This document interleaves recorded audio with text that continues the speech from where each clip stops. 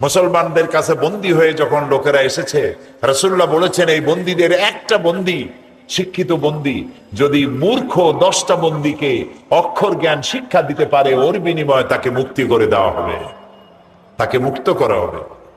বন্দীদের উপরে কোনো নির্যাতন ইসলাম করে নাই, মানুষের উপরে শুধু দয়াই করেছে।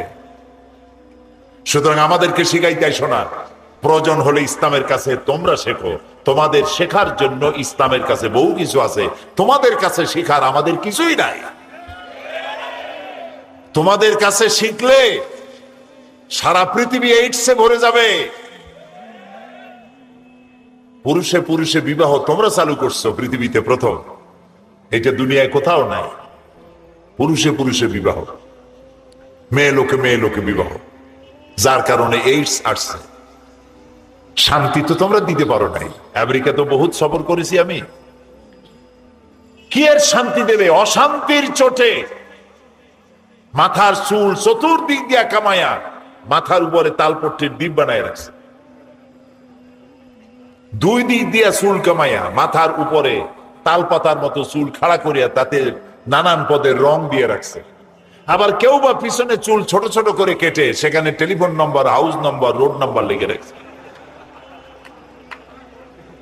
শয়তানে যদি এই দৃশ্য দেখে, শয়তান খালি কান বেছে, আমি শয়তান হয়েছিলাম কি হবে?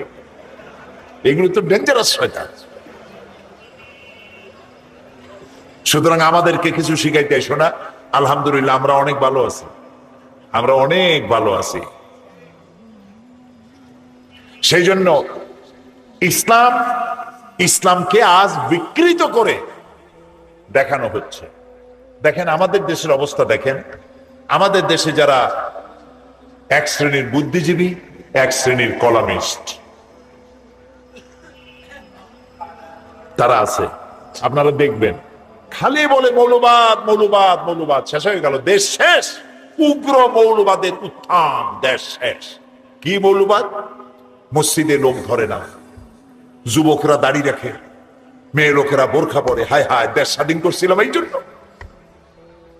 দুঃখের চোটে কি করবে দিশা করতে পারে না। আরে মুসলমানের গায়ে, মুসলমানের রক্ত যদি শরীরে থাকতো এই সব বুদ্ধিজীবী এবং কলামিস্টদের, তাহলে দেখে তো আনন্দে বুক ভরে যেত। আমার মসজিদগুলি বেলা 11টায় যুবক ছেলে দিয়ে মসজিদ ভরে যাচ্ছে, আলহামদুলিল্লাহ। ওদের কলজা জ্বলে ওঠে, এরাও বলে মুসলমান। আহারে কি কপাল পোড়া। দেখবেন খালি কয় মৌলবাদ মৌলবাদ, টুই মাথা দেবেন সবাই মিলে মৌলবাদ, দাড়ি রাখবেন মৌলবাদ, বউ পর্দা করবে মৌলবাদ, মাহফিল লোক হয় বেশি মৌলবাদ, মসজিদ ভরে যায় মৌলবাদ। তো তোমরা চাও কি? কেউ কেউ বলে যে এজন্য তো স্বাধীনতা অর্জন করি নাই, যা হইতেছে দেশে আর থাকতে ইচ্ছা করে না। আমরা বলি যাও না কেন?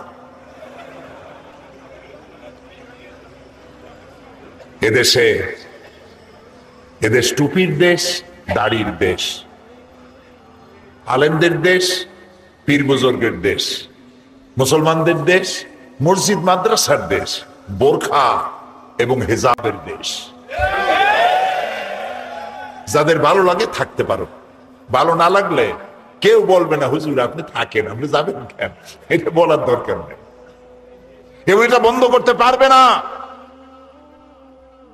যুবকদের মাঝে ইসলামের যে কোনো যুগের তুলনায় বর্তমান যুগে যুবকদের মধ্যে ইসলামী চেতনা 1000 বার বেশি উজ্জীবিত হয়েছে। আগে আমার প্রথম জীবনে যখন, আজকে তো নতুন ওয়াজ করি না, সেই কবে শুরু করেছি 60-এর দশকে, আর এখন 2005, 60-এর দশকে শুরু করছি ছাত্র জীবনে।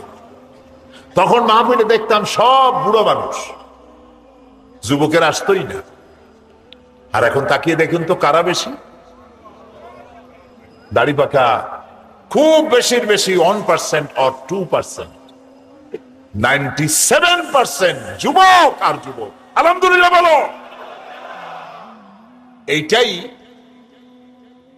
ওদের পছন্দ হয় না। এক শ্রেণীর বুদ্ধিজীবী, কলামিস্ট, সাংবাদিক, রাজনীতি বরদাস্ত হয় না। তাদের কলজা জ্বলে, আজান শুনলে তার মধ্যে বেশ্যার আওয়াজ শোনে। আছে না এখন একটা ওইরকম একটা কবি? কপাল পোড়া, কপাল পোড়া। সে বলছে ফজরের আজান যখন শুনি মনে হয় বেশ্যা তার খরিদ্দার ডাকতেছে। কত বড় কপাল পোড়া, বেঈমান। কবরও হবে ওদের কাছেই, যাদের আওয়াজ শোনো ওদের কাছেই হবে।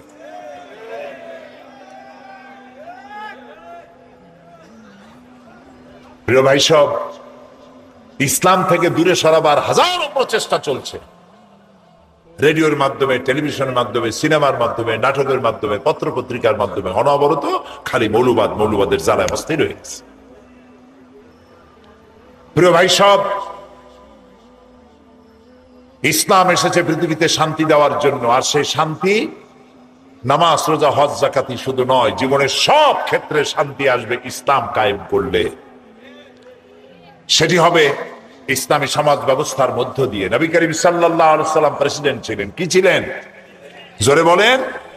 প্রেসিডেন্ট ছিলেন, রাষ্ট্রপতি ছিলেন।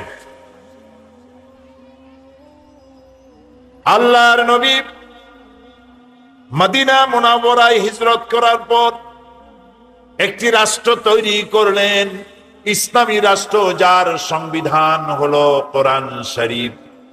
কোরআনের আইন চালু হয়ে গেল, চুরি বন্ধ হলো, ডাকাতি বন্ধ হয়ে গেল, জিনা ব্যভিচার বন্ধ হয়ে গেল, মানুষ দরজা খুলে ঘুমাবার সুযোগ পেয়ে গেল। বুড়োরা বৃদ্ধ ভাতা পেতে লাগলো, বেকার যুবকেরা বেকার ভাতা পেল। রাসূলুল্লাহ বললেন, মান তারাকা দায়নান আও দিয়ান ফালাইয়া। আমার রাষ্ট্রের ভেতরে যদি কেউ ঋণগ্রস্ত অবস্থায় মারা যায় আর ঋণ পরিশোধের কোনো সম্পদ যদি রেখে না যে থাকে, তাহলে তার ঋণ পরিশোধের দায়িত্ব আর তার এতিম বাচ্চাদের দায়িত্ব আমি মুহাম্মদ সাল্লাল্লাহু আলাইহি সাল্লাম রাষ্ট্রপ্রধান হিসাবে আমার কাঁধে উঠায় নিলাম। ইসলাম একটি জনক রাষ্ট্র প্রতিষ্ঠা করতে চায়, নবী রাসূলগণ তাই করেছেন। কিন্তু সেখানেও আমার দেশে বাধা। এখানে শুরু হয়েছে ধর্ম নিরপেক্ষ মতবাদ। আল্লাহ যা যা করেছেন শয়তান তার উল্টা আর একটা করেছে, করে নাই? বলেছেন, বলেন করে নাই কিনা? আমরা এক অদেখা আল্লাহকে বিশ্বাস করি, শয়তান আল্লাহর পরিবর্তে মূর্তি বানায়া তার ইবাদতে এক শ্রেণীর লোকদেরকে নিয়ে গেছে, যায় নাই? আল্লাহ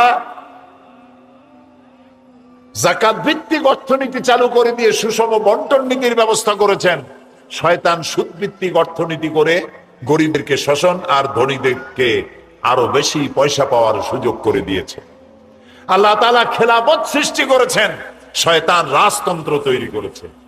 আল্লাহ তাআলা দ্বীন ইসলাম দিয়েছেন, শয়তান সেখানে ধর্মনিরপেক্ষ মতবাদ চালু করেছে। ইসলামের উল্টাটাই হলো ধর্মনিরপেক্ষ মতবাদ।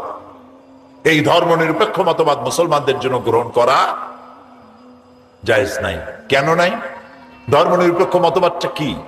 ধর্মনিরপেক্ষ মতবাদটা হচ্ছে নামাজ, রোজা, হজ, যাকাত করব আমার ইচ্ছে মতো, আল্লাহর কথা মতো। শুনতেছেন কথা?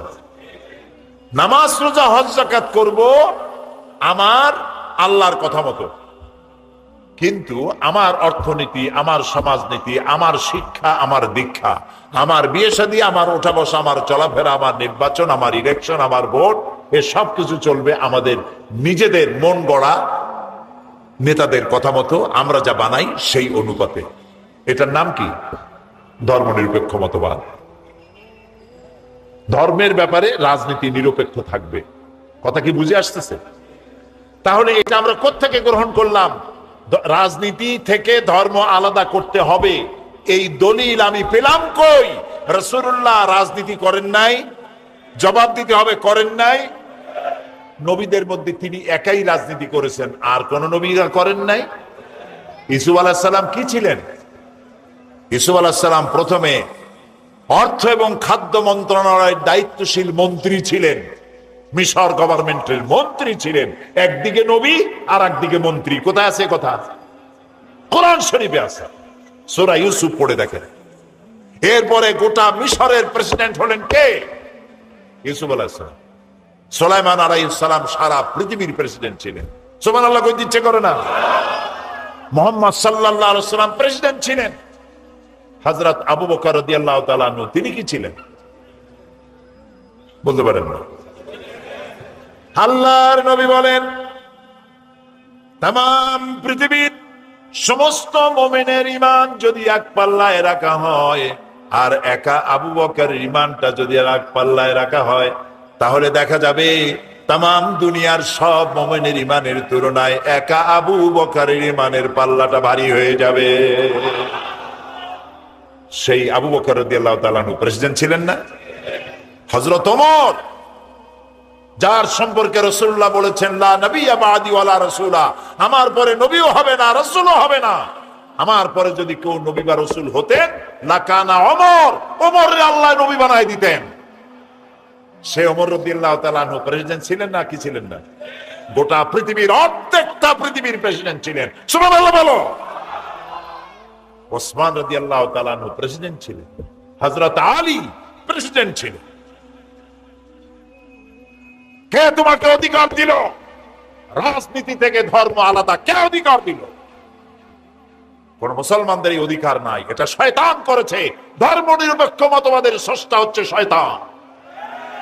যে মুসলমানের গায়ে মুসলমানের রক্ত আছে, ধর্ম নিরপেক্ষ মতবাদ সে করতে পারে না। হারাম। কোরআন শরীফে আল্লাহ তাআলা পরিষ্কার বলেছেন আফাতুমিনুনা বিবাদিল কিতাবি ওয়া তাকফুরুনা বিবাদ। কোরআন শরীফের কিছু কথা মানবা আর বহু কথাকে ছেড়ে দেবা, এটা যদি করো, কোরআনের কিছু মানলাম আর কিছু মানলাম না, এইটা যদি করো, তাহলে দুনিয়ার জীবনে লাঞ্ছনার জীবন দেব এবং কিয়ামতে চূড়ান্ত শাস্তির মোকাবেলা তোমাদেরকে করতে হবে। আল্লাহর কথা।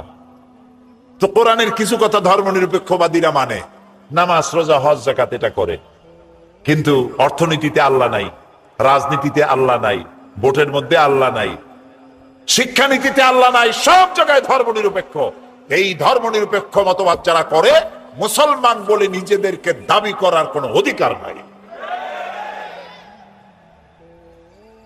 কোরআন হাদিস অনুযায়ী জীবন চালাইতে হবে। নবী করিম সাল্লাল্লাহু আলাইহি ওয়াসাল্লাম তিনি আল্লাহর দেওয়া বিধান অনুযায়ী দেশ পরিচালনা করেছিলেন, কোরআন দিয়ে করেছিলেন। শান্তি ফিরে আসলো, চুরি ডাকাতি বন্ধ হয়ে গেল।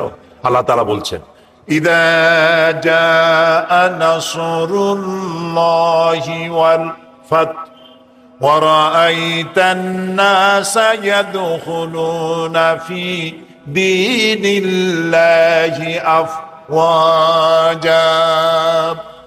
যখন আল্লাহর পক্ষ থেকে মদদ আসবে, বিজয় আসবে, তখন দেখতে পাবে দলে দলে লোকেরা ইসলামের মধ্যে প্রবেশ করতেছে। মদিনার জীবনে রাসূলুল্লাহর যখন 10 বছর পূর্ণ হতে যাচ্ছে, তখন দেখা গেল মদিনার আশেপাশে আর কেউ কাফের ছিল না, সব মুসলমান হয়ে গেছে। সুবহানাল্লাহ, সুবহানাল্লাহ। কারণ তারা দেখতে পেল ইসলামের অর্থ হাত কাটা শুধু নয়, ইসলামের অর্থ রক কাটা নয়, ইসলামের অর্থ খুন করা নয়, ইসলামের অর্থ মারামারি নয়। ইসলাম যুদ্ধ করে না, যুদ্ধ বাধাই দিলে জবাব দেয়। কথা বুঝতে পেরেছেন? রাসূলুল্লাহ যত যুদ্ধ করেছেন, গায়ে পড়ে যুদ্ধ করেছেন, আক্রান্ত হয়েছেন, জবাব দিয়েছেন। সুতরাং মানুষের তৈরি করা মতবাদ দিয়া পৃথিবীতে শান্তি কোথাও আসে নাই, আসবেও না। আমরা কি শান্তি চাই? আমি জবাব চাই, আমরা কি শান্তি চাই? কারা কারা শান্তি চান? সবাই চাই শান্তি, হাত নামান। সবাই চাই শান্তি। এই শান্তি কিভাবে আসবে? এই শান্তি কিভাবে আসবে? আসুন আমরা সবাই মসজিদে গিয়া শান্তি শান্তি শান্তি জিকির করি।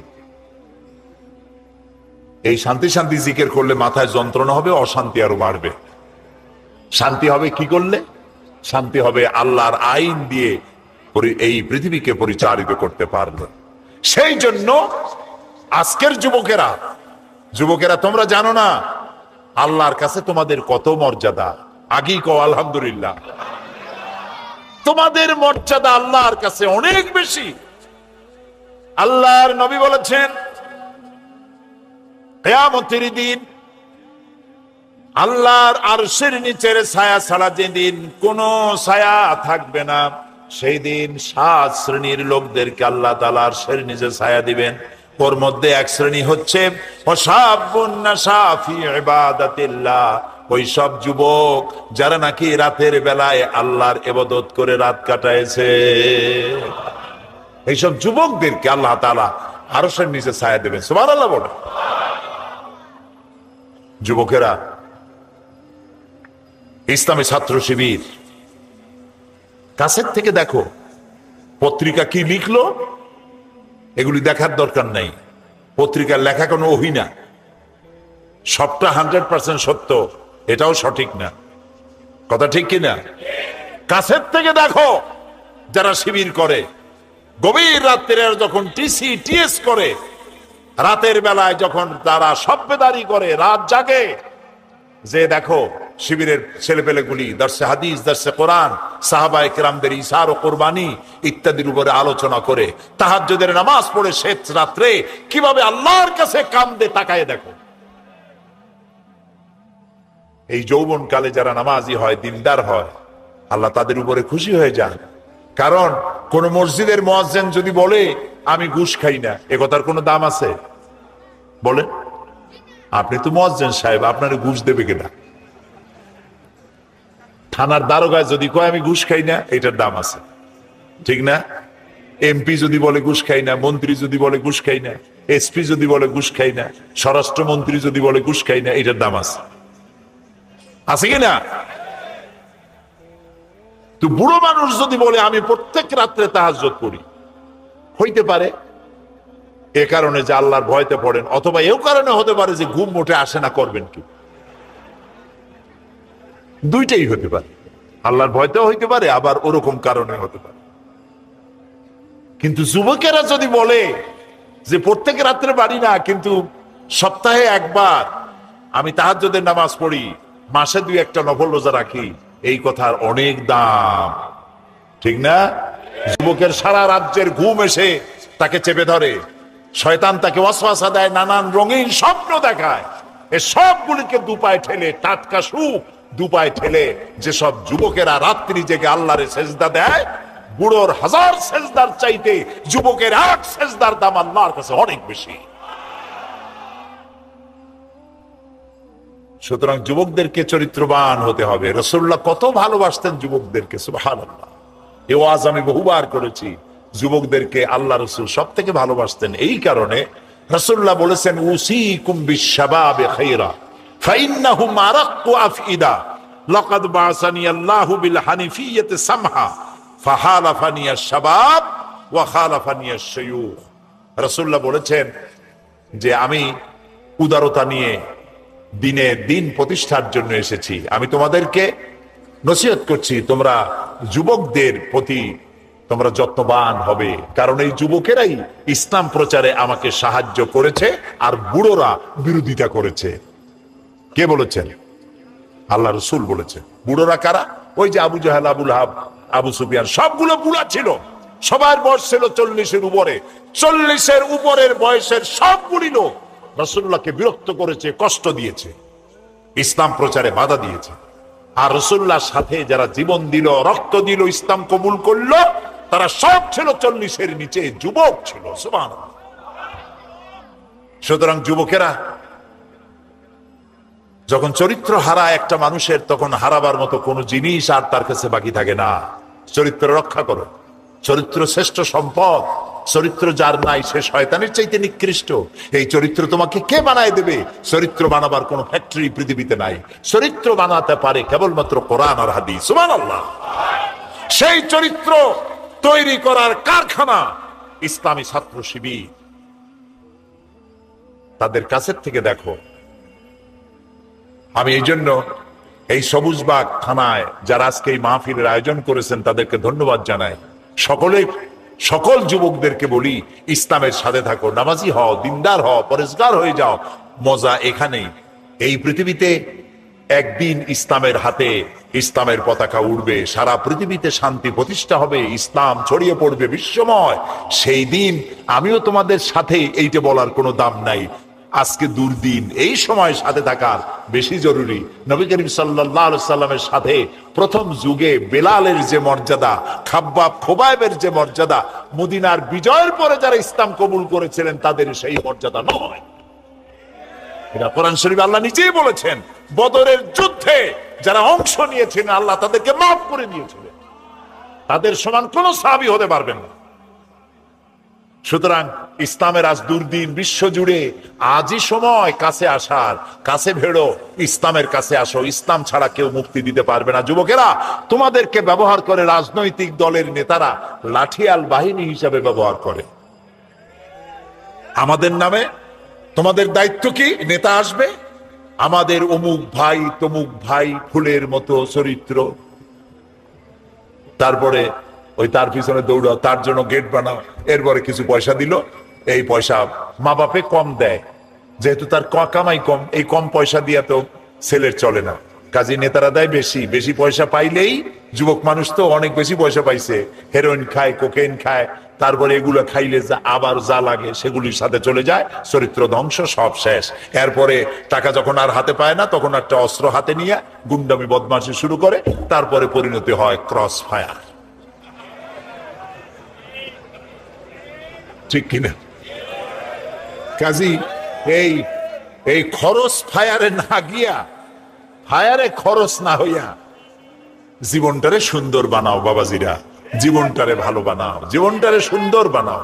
সুন্দর জীবন কে বানায় দেবে? গাল ছেড়া কামাল, নাক উল্টানো বসির, ঠ্যাং ভাঙ্গা দবির, এই যে কি সব নাম আবিষ্কার হয়েছে বাংলাদেশে, এগুলোর সাথে গেলে হবে না। আল্লাহ তাআলা বলেছেন, ইয়া আইয়ুহাল্লাযীনা আমানু ওয়া কুনু মা'আস সাদিকিন। আল্লাহ বলছেন, ও বিশ্বাসীরা, সত্যবাদীদের সাথে থাকো, ভালো মানুষের সাথে থাকো। যুবকেরা, বন্ধু নির্বাচনে যদি ভুল করো, জীবন বরবাদ হয়ে যাবে।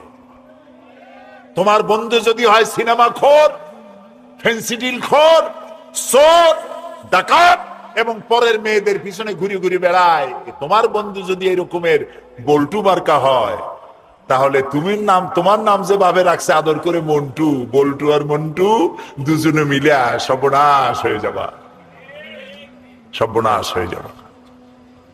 কাজী বন্ধু ভালো হইতে হবে। তোমার বন্ধু যদি হেরোইন খোর হয়, তোমারে তা খাওয়াবো। সে যদি সিনেমায় সবসময় যায়, তোমারও সিনেমায় নিয়ে যাবে। সে যদি ব্লু ফিল্ম দেখে, তোমারও নিয়ে যাবে। আর তোমার বন্ধু যদি নামাজি হয়, সত্যবাদী হয়, একদিন না একদিন তোমাকে মসজিদে সে ঢুকাই ছাড়বে। এই জন্য ভালো মানুষের সাথে বন্ধুত্ব করো, পরীক্ষা করে নাও কে তোমার বন্ধু। আল মারউ মা মান আহাব্বা, রাসূলুল্লাহ বলেছেন, যার সাথে তোমার মহব্বত হবে তার সাথে তোমার হাসর হবে।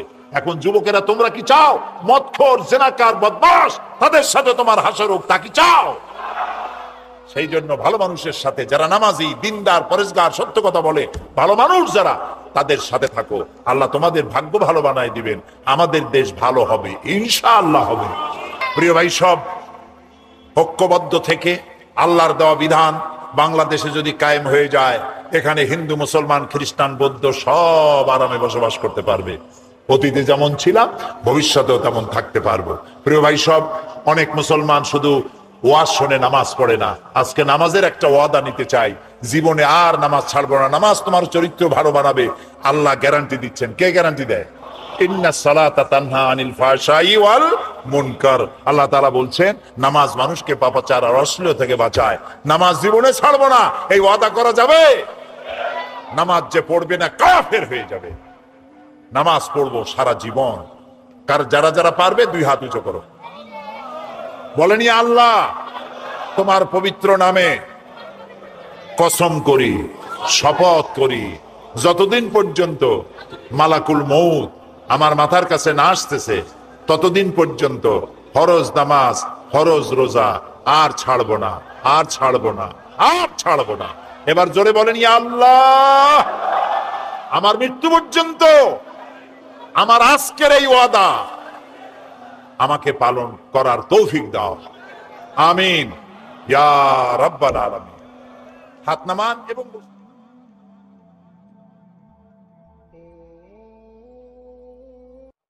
কুলু, বলো, লা ইলাহা ইল্লাল্লাহ তুফলিহু, মুক্তি পাবা এটাতেই।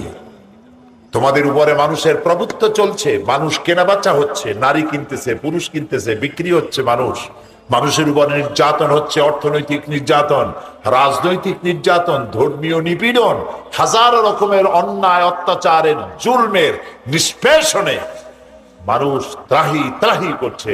রাসূলুল্লাহ বলছেন, তোমরা পড়ো লা ইলাহা ইল্লাল্লাহ, এই কথাটি ঘোষণা করে দাও, তাহলে তুফলিহু, মুক্তি পাবে, নাজাত পাবে। ঘোষণা করো কোন ইলাহা নাই, আইনদাতা নাই, বিধানদাতা নাই, শাসনকর্তা নাই, কেউ নাই। কে ছাড়া? কে ছাড়া? আল্লাহ ছাড়া কেউ নাই। এই ঘোষণাটি দাও, তাহলে তোমরা মুক্তি পাবে। প্রিয় ভাই সব, নবী করিম সাল্লাল্লাহু আলাইহি ওয়াসাল্লাম মানবতার সামনেই দাওয়াত পেশ করলেন। নবী করিম সাল্লাল্লাহু আলাইহি ওয়াসাল্লাম এই দাওয়াত পেশ করে যখন ঘরে ফিরলেন, হযরত খাদিজার কাছে এসে তিনি বললেন, তিনি জিবরাইলকে দেখেছেন, জিবরাইলকে চিনতে পারেন নাই, বুঝতে পারেন নাই। তাই তিনি বললেন, হযরত খাদিজাকে আমাকে ঢেকে দাও, আমাকে ঢেকে দাও।